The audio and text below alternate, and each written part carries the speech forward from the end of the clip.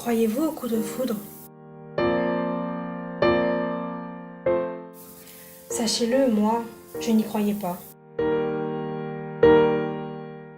Je dis n'y croyez pas parce qu'en réalité, on ne peut que y croire jusqu'à ce que cela nous tombe dessus.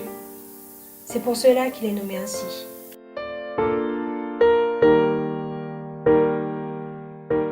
Le coup de foudre. C'est un bien grand mot, vous ne trouvez pas? Beaucoup de monde en parle, mais savent-ils vraiment ce qu'il est, ce qu'il représente, ce que l'on peut ressentir? Je ne pense pas, non.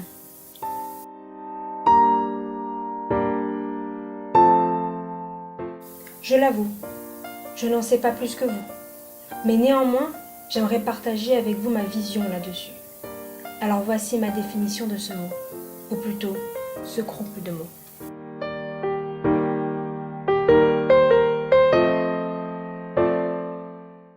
Le coup de foudre peut être qualifié d'éclair. Tout simplement parce que ce sentiment vous frappe en une fraction de seconde, sans même que vous ayez le temps de vous en rendre compte. Il vous frappe et vous torture, si je puis dire, autant dans le bon que le mauvais sens. Il rumine et s'accroche en vous tel un cancer qui se colle à un de nos organes. Il est là.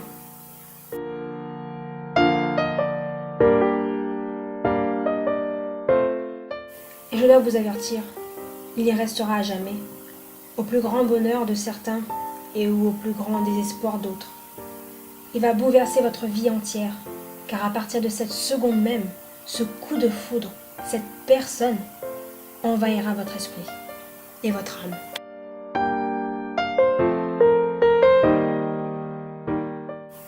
D'ailleurs, une partie de moi pense qu'il y restera à jamais. Même si un jour vous décidez d'oublier ou de mettre de côté cette personne qui a tant compté pour vous, vous n'y arriverez pas, car c'est une marque éternelle. L'éclair qui vous a touché a, comme qui dirait, fissuré une partie de votre cœur. Attention, c'est un sentiment puissant, certes, mais dans la mesure où vous perdez cette personne, il est possible d'aimer à nouveau, ou d'aimer pour la première fois, car après avoir eu un coup de foudre ne signifie aucunement que vous êtes amoureux ou amoureuse de cette personne.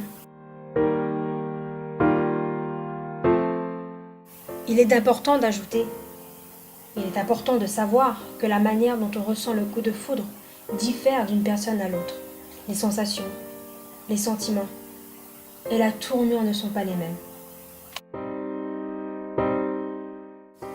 Parfois on croit que c'est lui ou elle avec de grandes lettres capitales, mais plus tard on se rend compte que ce n'était qu'un amour passager. Le plus difficile dans tout ça, je pense que c'est mettre des mots sur ce qu'on ressent vraiment. C'est extrêmement dur de dire ce que l'on ressent, surtout quand on n'est pas sûr de ce que cela signifie ou qu'on a peur, parce que c'est un sentiment nouveau et inconnu.